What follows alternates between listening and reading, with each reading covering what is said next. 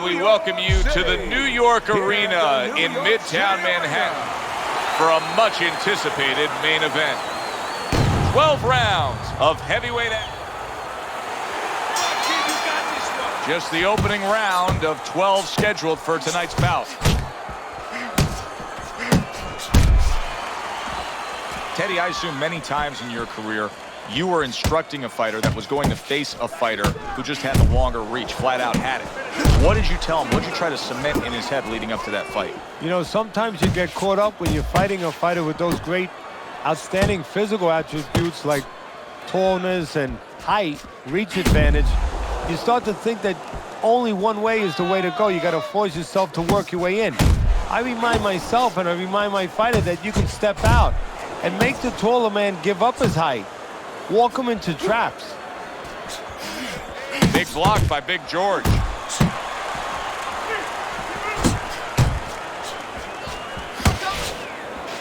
Foreman's nailed by a huge uppercut.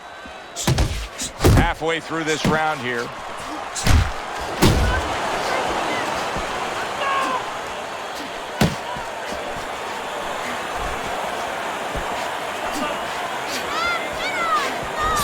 A precise hook by Tyson, he showed us. Teddy, I don't think he's got visions of sticking around too long. He's landing power punches early. Yeah, he wants to make it a quick night's work. Mike Tyson weathered that storm.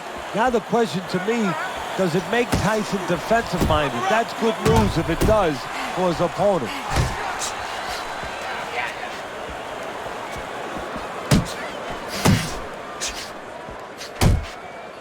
Flush right hand to the head.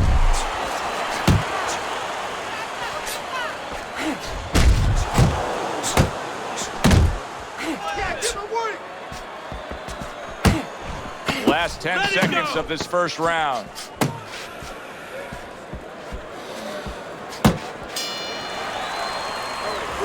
Good.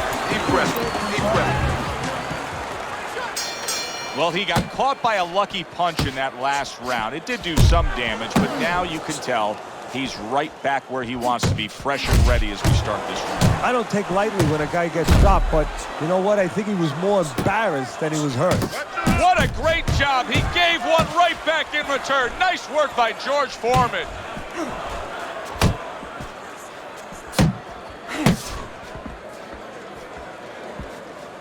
Teddy, you get your hands on George Foreman. You can shape him any way you want. What do you want to improve with him?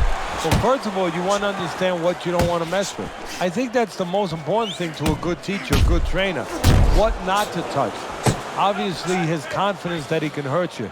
And his ability to control distance, to be set on his feet. He knows he's a puncher. He's always set to punch. That's one good thing about him. You want to improve his technique. He leaves holes. Shorten his punches up a little bit. Cover. A lot of times after he throws a heavy punch, that heavy punch drops down and he leaves himself open. He doesn't cover back the way you would want to. The old timers would say, throw a punch, test hot water. Get that hand right back. Mike Tyson's got to deal with a cut cheek.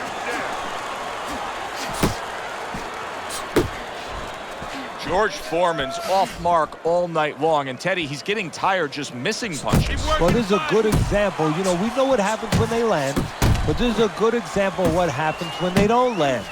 Sometimes you get a little discouraged.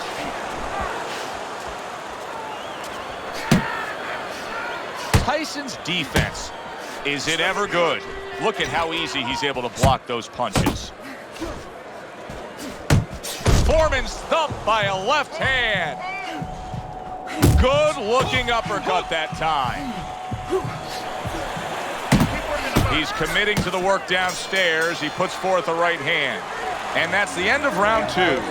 Okay. George Foreman's defense is going to need to shine when he gets back out there. I mean, just look at the close-up of that cut we're seeing.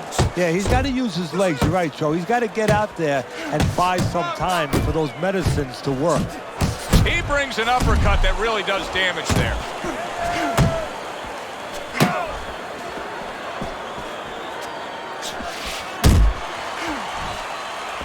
George Foreman's got to be feeling the sting. Look at that. Oh, boy, that right hand got right to him and put him down.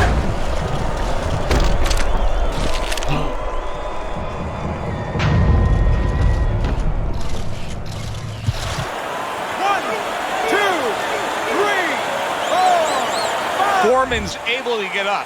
Teddy, I question, though, if he'll be able to go on. What does he have to do? Well, he's got to know what to do, but what not to do. Don't use your legs. Don't try to move because that's the inclination. Get on your bicycle when you've been hurt.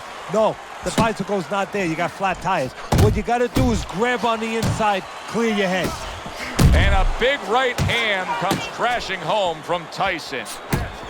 Oh, what a hook upstairs. Halfway through this round,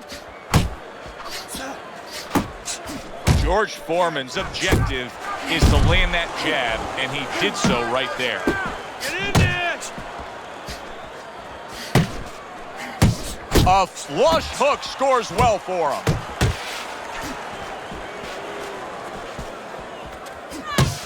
George Foreman's on the wrong end of a destructive uppercut. Well placed, straight right hand. Foreman's corner looks like they're creeping up those steps. I think they may want this fight to be over soon. I think they need to be responsible and understand that just like sometimes the tide goes out, and guess what? It's not coming back in until tomorrow. Well, this is enough for today. This fight is over. We're going to have another day when we come back prepared to do it again. 10 seconds to go in this third round. George Foreman's tagged by a huge hook to the body. He has had this fight go exactly as he has wanted it to go early on. As we begin round number 4, he's up 3 rounds to zip. The only thing you have to worry about is he hurt his opponent very easily early on. Does he now take for granted that he's going to do that anytime he wants and forget about the fundamentals, forget about the jab and the other things he knew he had to use coming into this fight? What you doing? Mike Tyson digs deep with a big uppercut. Really wanted that uppercut, but just couldn't get it. Solid, big George damaged here. Will he be able to go forward?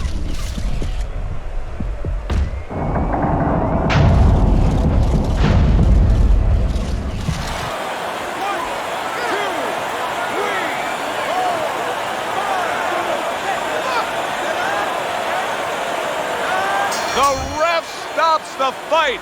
Mike Tyson's power just much too much for his opponent.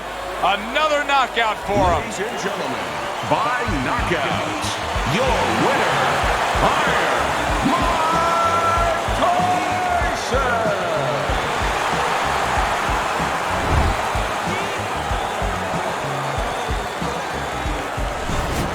Mike Tyson's your winner by knockout. Now, I think he was headed towards a decision win anyways.